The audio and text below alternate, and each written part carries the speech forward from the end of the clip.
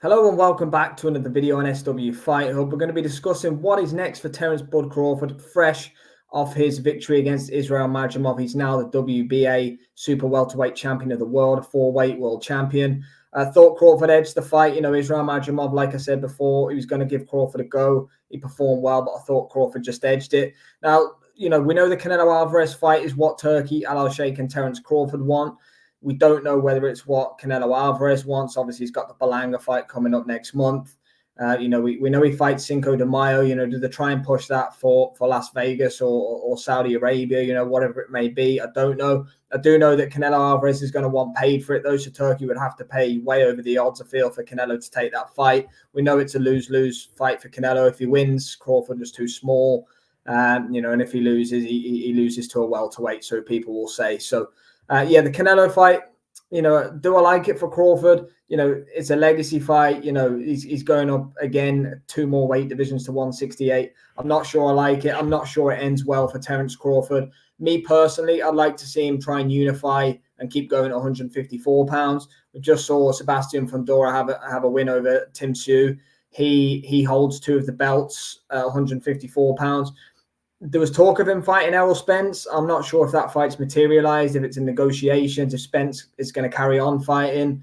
I don't think we know any of the answers to those questions just yet. But, that's a way for Crawford to be a 3-belt holder in his next fight. If he gets to fight Sebastian Fundora. Again, I would suggest that Fundora would want paid very handsomely for that. But that's what Turki Al-Sheikh does, I guess. The IBF champion, Murtaza Aliyev, I don't think that's commercially a fight that Terence Crawford will be looking at. Potentially, if he fights and beats Fundora, and then down the line, he might want to get the undisputed to become undisputed in 3 weight classes, potentially.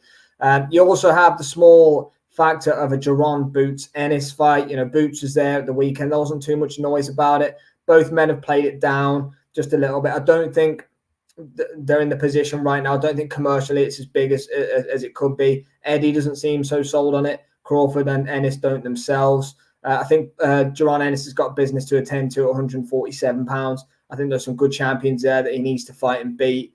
He needs the names on his record for sure. Maybe he'll try and unify and become undisputed at 147 pounds. But I just don't see that fight being next up for Terence Crawford. At 160 pounds, there's no real names. Darmez Lara's fighting Danny Garcia, obviously coming up.